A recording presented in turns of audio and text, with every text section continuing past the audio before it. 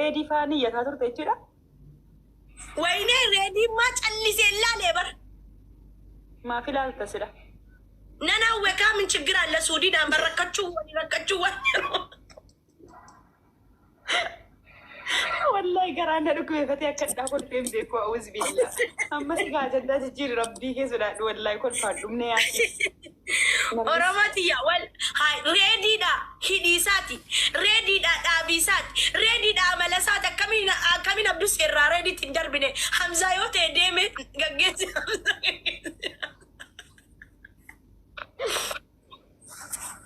كوي فاتو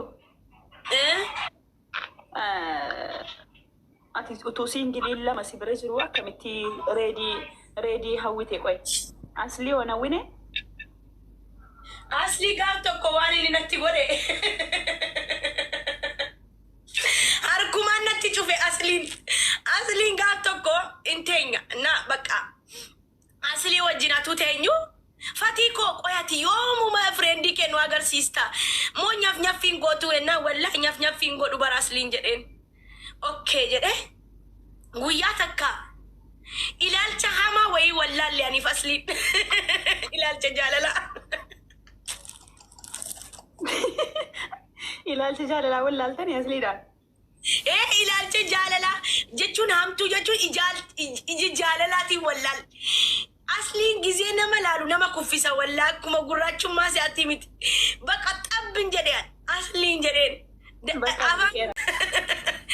ማንታቴ ቡዲ asliin jedhen asliina efati kona jedhe inni raanfate bar angana simeti keessa jira bar asli wallahi jennan efati ya asli tere mal barbade na jedhe homa takkan jedhen achi kotu live senna jedhe live na sesse fatiyan jed nyap mina man kennitu nyata male oromo jede fatiyan tukina fatiyan nyap mina man kennitu jed nan are mali me ani mali nyap mina kennini atuman ni nagaba de yunin kenna abba bede man marako gaba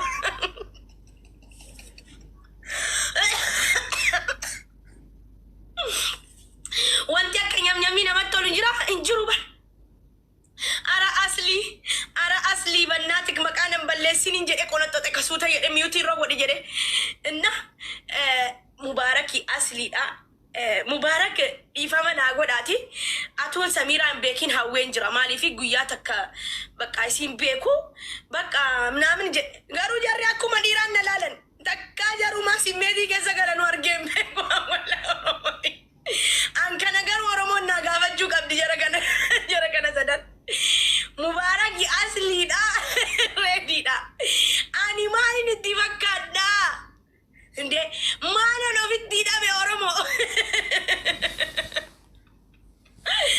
mana viddi da be mubarak tae asli tae ready tae marakatan inde dubarti birati jarti ko jeda olan fatiye mal tutti ankate oromo na qajelcha wannati ankate inde nalla la dabbanin qabalam dulillah yo wali matanis walitin fida yo bareedumanin qaba kuno yo kan fari kisinginin qaba alhamdulillah kan fari bareeda sa kuno kino lala maltu natti bade maltu natti anqate nan jarri akka obboleessatti na lalan anta jechu jaratu afe bar maqaa dhiiraati nawaamuudha waan xiqqishoo tafeen waan xiqqishoo barana እና በቃ አካሲ ያ ኦሮሞት የገሩ በጣም ይነማዘሲስተን እናትን አንተ ዲቃላ ልጅ ማለባ ኬቲ ፈቲያና ካርጊተኛፍ ኛፊዳ ሁዱሲ በንተ ከንቲ ቃሊዳ በራን ሲገሌ አን ኦሮሞት የጆሌ መነ መዳሚ የመዳም ቤቀመሞች የኔ ውዶች አካይ ሪበራ ካአኒን ከመዳሚን ደረርቴ ከመዳሚን መደስቴ ከን ማመዶናል ከኢሞ ከሰቲ መደሳ ቡሌ ከሚሴንጀሪ ከሰቲ ዲያስፖራ መደሳ ቡሌ እቹ ጊዜ ነብረድፉ ሻሻ ጀዳኒ ጠበተን ሜ ወሪ ገለቶም የተን አይ ላቭ ዩ ናንጀራ አኒ ሲኒን ገመቺሴ በላ አነማሳኒ ሚቲ ኦኬ አኛኛፊ አባን በርባደ ሰረዳበና ኛኛፊ ነው ጀዱ አነዱ አባለ ጃርሰክ የከረፉንድራ ያውተይማል ኛኛፊኒን በርባዳ ገሩሞን በርባዱ ሲገሌ ጃርሰክ የማን ኢጆሌ መነ መዳሚ ሪላክስ ጎዳኒ ጊዜና አርገን ሂም በሸነናኒ ጊዜና አርገን አይ ላቭ ዩ ሶ ማች አኒ ሲኒቪ ዋን ፈደኒታ ኢላል ፊዳሉ ቡክ ያስኒታ አስጉባ ጅርተን ኢጆሌ መነ መዳሚ zilay ala rasi wallahi dandenyan asirratetta isin kolfisi sudani fuli kiyanitti duddugame bele ebar bajati fuli len qabo oromoti yama gemi tabatan jiru sirki najala cadde rakkinina bayette jirti amma gofandemi banu jolle bi yarabal reala kuma tok reala ibala ta'uu kabajaleen caafedha malee jechuudha gadi bu'ee akkasii paartii kan kee miicuun gadi bu'uudha akka yaada isaatti. Garuu kan miicuu jira anjaarsi koo yoo wajji shaaworii fudhadhe malee naan ta'u wajji shaaworii fudhannaa yoo barbaanne achi keessatti addunyaa fi yoo barbaanne roomaansii.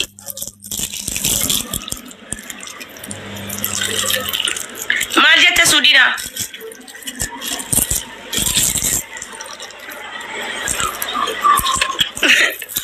Walla dhiira rabbiiti yaa dhiira shaaworii isin wajjin fudhattu isin haa kennu. Maal jette Suudi? Rakkoon qabu gar shaaworii waliin fudhachuun noormaaliidha. Simple. Kun waan baay'ee qallaaliidha. Garuu immoo isa kam biraatti hin jedhee kana paantii koo yoo paantii koo dhiqee gaafan ulfa ta'ee hanga jedhu dadhabe eenyu paantiin akka isuma nakkaa bar gajjadee miicuu dadhabe ana madhalaa dubartiirra jaarsi koo paantii koo miicee paantii koo natti kaa'unaa wayya. Maknaatum jaarsi kee koo eebii kee siisa tara sigaleeti jaarsi kee eebii siisa tara namni immoo siisa taru namni siisa taru jiru si arrabsa namni boritti ha. Akka yaada kiyyaatti jaarsi kan kee paantii dhuma kee qoshashaayyuu arguun qabuun jedha. Akka kootti. Akka yaada kiyyaatti. Yaani akka kootti akka siidunaatti paantii koo qoshashee jaarsi kan koo akka inni argu hin fedhu inkwaan akka naa miicuu miti. Gara isa kana bira darbiiti. Kan biraa immoo dhiirri mana isaatti mootiidha. Mataa isaatti jechuudha leenca. Leenca ta'uu barbaada. Garuu immoo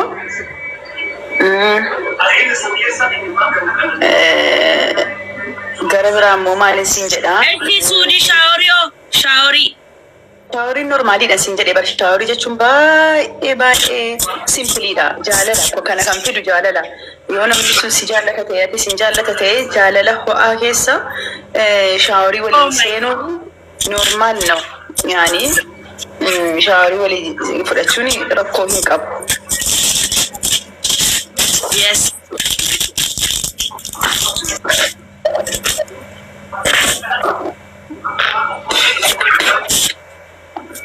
Kan biraa immoo maaliin siin jedhaa ture jirti? Dhiisii biloo godheeraa irratti qabdanii barreessina. Maalirra turreeyyuuti hawwiinii fi argachuuni wal addaa waan hawwite hunda hin argattu kana sammuu kan keessa of amansiisi. Fakkeenyaa fi kan miila naa miicuu kan akkas naa godhu akkas naa ta'u ati dura buutee masfartiin kan kee ulaagaanati jaarsa argachuuf himattu kana taanaani hin argattu. Maal jechuun? Ulaagaa akkasii himatiin kaa dhiirriin sodaata bar maalibboo maasii kaddaamummaa sii dhufa moo jaarsummaadhaaf sii dhufa jaarsi mataa isaatti bar leenca siin jedhee bar bakka leencaa of ka'a mana isaatti leenca ta'uu barbaada bakka girmaa mogasii leencaa beekta miti kuraatii leencitti kooru deemsa leencitti deemu. Ande ani koo kan siin jedhe kan miidha koo maasaaj na godhu kan jismii koo maasaaj na godhu kan na wajjin shaaworii fudhatu marra min chiggiraalle. Shaaworii si wajjin fudhachuun simpiliidha jennee bira darbinee bar garuu immoo jechuudha yeroo alaa galee anaaf miila naa miicuu qaba dirqama maasaajina gochuu qaba dalagaa dalagee dhufee alaa dalagaa dalagee dhufee dadhabee dhufee ka'ee jechuudha silaa mana hin qaba mana koottan boqodha yeroo jedhu hojiin biraa isa eeggatee dhufee kan daganaa miila keessii miicee maasaajisi godhee hojii biraa hojjetee kan daganaa ammoo jechuudha.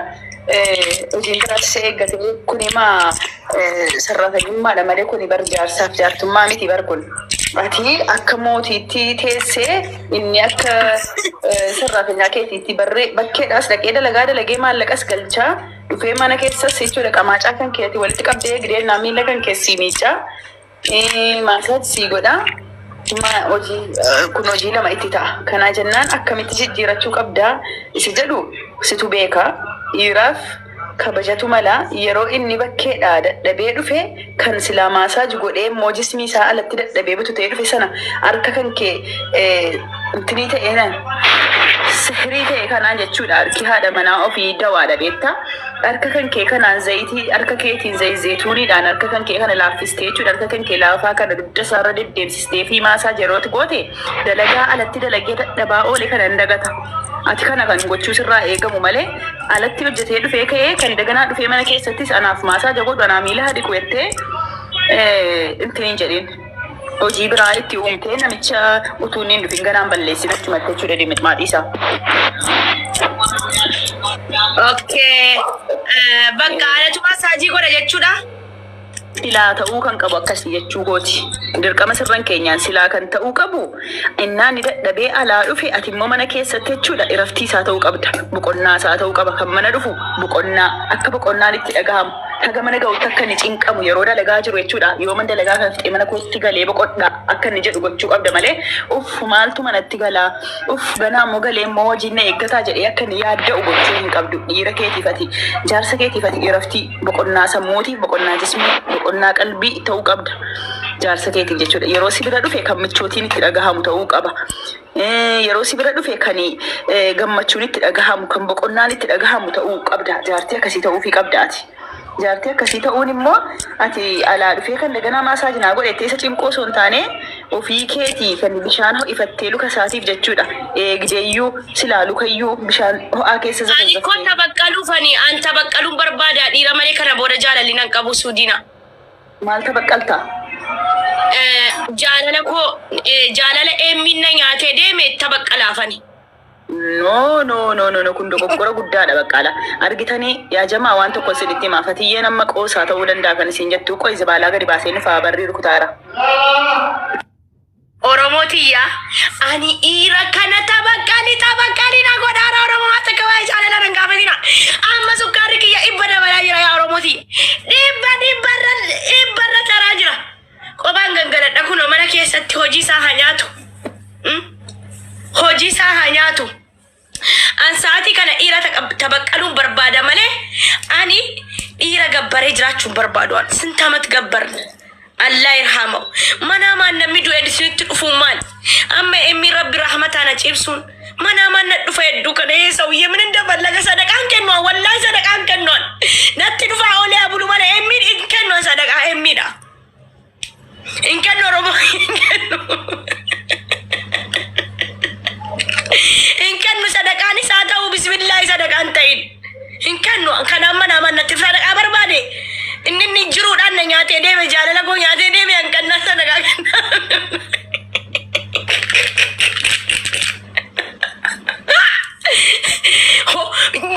Jaalala koo nyaatee deeme. Indaganaa sadaqaa barbaade qabrii keessa ciisee. Jireenyi qaala'ee jira ofiimoo. Oyyuu kuna silkiin na jalaa cabee gimmaashii isaa gurraacha gimmaashii isaa adiidha. Isa sadaqaa baasaan jaalala koo nyaatee deeme biyyoo nyaatu. Ciisi achi keessatti sadaqaa wallahi natti kottu rakkoo hin qabu. Faatihaa illee siin godhu. Ati moo qabriin kee naarti malee silan gubatta. Wana gizee ibiddeerra buuyyi maaliif jaalala fatiyyee nyaate jedhan gizee gubamu qabrii keessatti ana na yaadataa bara. Rabbiin hun beekamiti qulqullummaa kiyya. Keessa koo beekamiti akkan dhugaadhaan jaalladhe. Akkamitti hin gubneen. Akkamitti azaaba keessa hin galchine emmi. Azaabaa miti azaaba ibiddaa keessa galanne. Jireenya koo golgoleesse jireenyi isaa golgolaa'u. Wallahi jireenya na golgoleesse emmiin. Wanti akka emmi jireenya na golgoleesse jira addunyaa kanarraa. Jireenyi isaa golgolaa'u bismillah. Amiin jedhaa wallahi warri na jaallattan. Wallahi. Silaa onnee koo baneesin agarsiise jechuudha. Onnee jaalalaan gubatte. Ani koo dhiira arargee jedhee kan hin maraadhu jaalladhesi. Yoo arargee wandi koo fiqir na'u bakka. Dhiirti arargee gajjattee kophee sii dhiqxii bar. Gajjattee miila sii dhiqxii bar. Mataa sii filtii bar. Banna rabbi dhiira arargee naa kennu ammas amiin jedha. Tuni emmi qabrii keessa ciisee sadaqaa hawwa. Anuu sadaqaan barbaada sa'aatii kanatti inkwaan isa sadaqaa buusu miti. Gizee maaliif batiyyee jaalala batiyyee nyaatte maaliif kilooroksii obaasteen jaalalli kee maaliif akkas godheen jedhee rabbi ibidda irra buusnaan na yaadata malee na yaadatee seetanii hin se'ina. Jaalala koo nyaate rabbi isa haa nyaatu. Ankan lammaa deebi'ee jaalala jaalallee arganne na godhe rabbi achuma keessatti azaaba keessa hanaqu bismillahir rahmanir rahim akka gubadhu ati akka jaalalaan gubadhu emmi karaa nati deemtu hundi siin toliin finjillaa achuma qabri keessatti amiin jedha wallahi amiin jedha nan gubadhee bar isni galee demo isa ratare manama naddufa wallahi lazim amiin jedha እናቴ ትሙት namni akka kiyyaa jaalalaan gubateen jiru oromo wallahi lazim jaalalti hamtuudha jaalalti jaamaan jaalalti baddu ni wanti akka jaalala addunyaa kanarra badduun hin jirtu jaalalti indi uwwurnaat uwwuri na godhe fatii ameera keessaa ba'e qoyqa amma gara biraa deemte iyyuu narfaa tattee amma chessi deebisuu rakkoodha. Osoo dubbanni mucaa jirutti maaroorris dhamaa farris taati mucaa du'eera jiraachuu isaa beektaa walla du'eera. Siif akka nama du'eetti dagatame malee inni lubbuudhaan hin jiraadhiisi waan akkasii tokko lammaffaa immoo maaliif beektaa namni dhaga'u jiraachuu mala. Wallahi isaanii nan jedha rimpi jettee ashittiin kunuun beekta.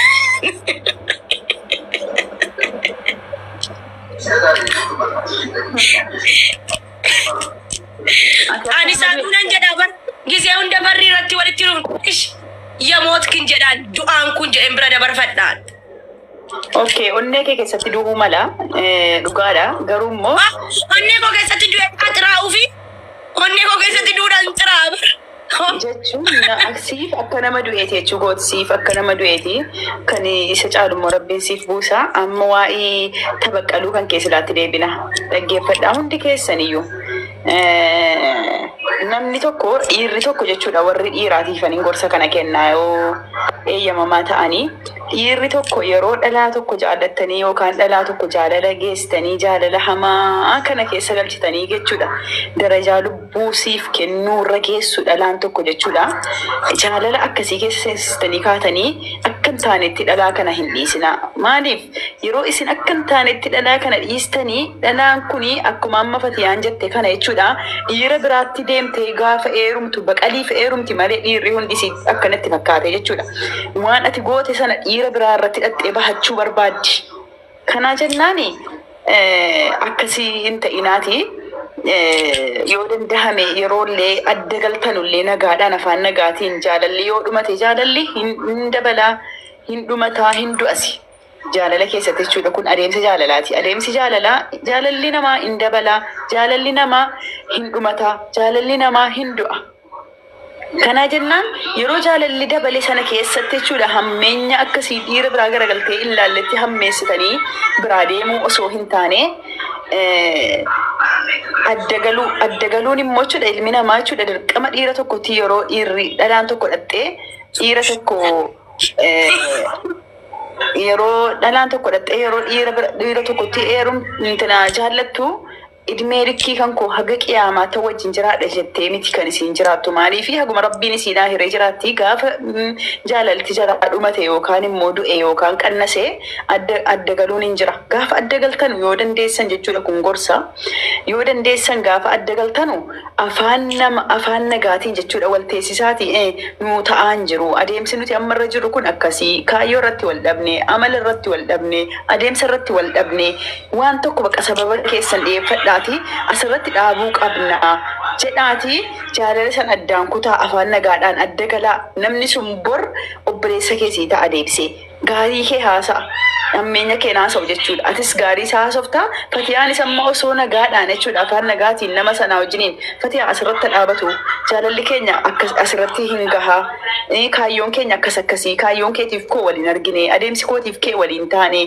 waan kanarratti wal didnee jirra kanaafuu siifis rabbiin karaa nagaa siif hin jedhu kan nagaa siif hayiru anaafis immoo rabbiin kan biraa naaf hayiru jedhanii osoo nagaadhaan adda galanii waynee nama gaarii ture jaalala dabarseera jettee haasoftila silaa jechuudha. Fatii jireenya kee keessatti maal dabarsitee dhamtee naa gaafatamtu nama akkasii wajjin jiraadheen ture naan jaalala ajaa'iba isaatiin jiraannee turre garuu kaayyoon keenya akkas ture kanarratti wal dhabneetti gaarii isaa haasofte jechuudha.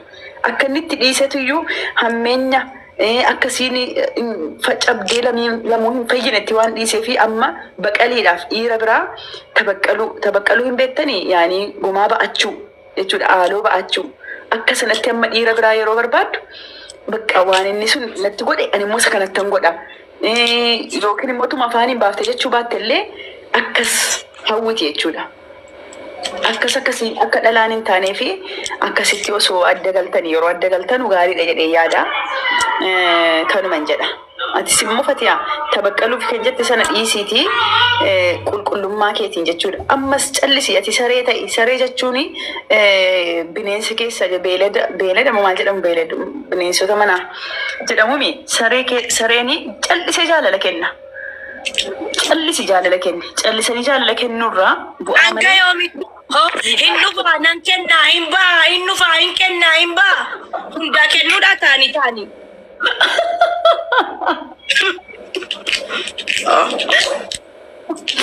Zimmedhanii jaalala kennuun nama fayyada malee nama miidhu beektaa?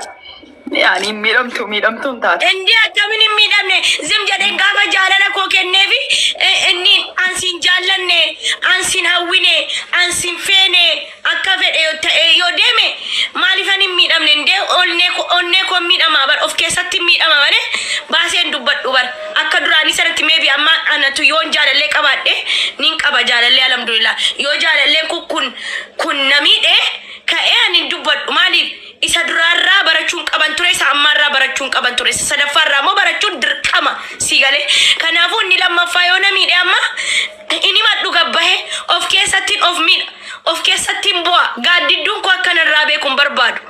Kenne inni fanan kenn hin baan hin deeman fudhatanii deemanii bakka biraatti fixatuma.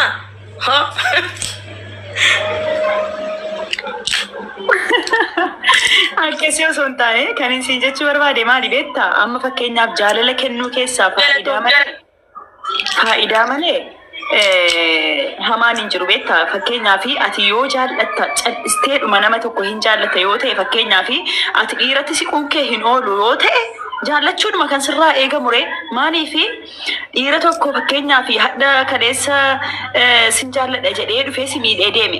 Inni na miidheera jettee dhiira kan biraatti siquu dhiistaa? Hin dhiistu hin siqxaami. Yeroo siqxee jibbaadhaan guutamtee osoo hin taane ammas onnee qulqulluun jaallatteetu kanati taxaqqaamii ta'uu dandeessu. Hin miidhamtu. Maaliif hin miidhamne beektaa?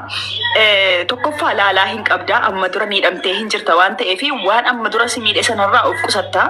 Si jamma ibiddi tokko yeroo si gubu lamii yeroo si gubu sadii yeroo si gubu atuu hin beekta jechuudha. Deebistee ammas yoo hin guggubatta ta'e rakkoon si bira malee namni dhufu hundi hir'ina qaba jechuu miti. Kanaafuu rakkoo kan kee immoo ofirratti barta.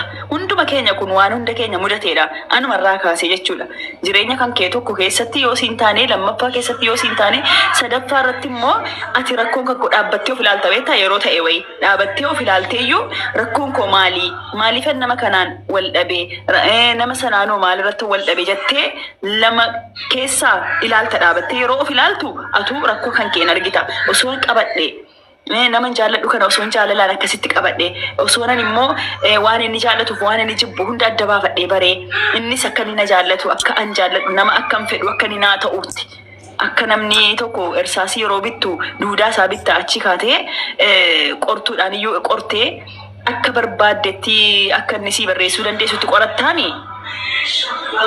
Kanaaf akka sanatti qarratsachuu hin dandeessa ofitti galchuu hin dandeessa akka nama ofii feetuuti. Akka ofii keetii barbaaddu godhachuu hin dandeessa dhiira tokko jechuudha. Akka ofii keetii feetuuti jechuudha. Maaliif fakkeenyaaf ati nama sirratti cheat hin goone feeta yoo ta'e akka inni cheat hin goonee fi dhiirri tokko cheat gochuudhaaf maaltu isa kakaasa? Maaltu alatti isa oofa waan jedhamu waan akka ciqiciqii, waan akka shakkii, waan akka sirraa of qusatteeyyuu jaalala qofa kennitee fi akka inni ala hin deemne gochuu hin dandeessaa jechuudha tokko. Lammaffaa immoo jaalala cal'isiitii kenni kanan siin jedhe jibbaadhaan guutamtee jaalala nusi yoo kennitee fi inni deemuun isaa hin oolu ammas maaliif onnee guutu si biraa argataan jiru waan ta'eef jechuudha. Deemuun isaa hin oolu akka inni hin deemneef immoo jibbaa duraanii sana namichuma duraanii sana wajjin geggeessiteeyyuu isa lammataa kanaaf immoo saafii qulqulluu bishaan irra taliila taatee dhiyaachuu fi qabdaati. Rakkoo duraan jiru immoo ofirraa of furtee jechuudha. Yesu dina. Yoo immoo jechuudha dhiirri tokko immoo hin jira beektaa kan uumamaan jechuudha. Uumamaan kan yoo ati maal taatee fi yoo ati lafa taatee fi yoo ati warqii bakka bishaanirra qulqulluu jaalala beektuu akkamii taatee dhiirri tokko immoo kan calliseetuma deemutu jira beektaa. Suusiidha kun amala kun tafaxiroodha. Dhiira akkasiitu jira beektaa. Sanammoo jechuudha yoo nama sana hin jaallatta ta'e ifa mansiisteetuma kalaas deemee dhiisee gaafa alaa quufee deebi'ee dhuma zooree natti dhufaamii jettee ifa mansiistee jiraachuudha. Kanaan furmaanni jiru. Komentii wayii argeetani. Dhiira sirra'uu danda'utu immoo jira.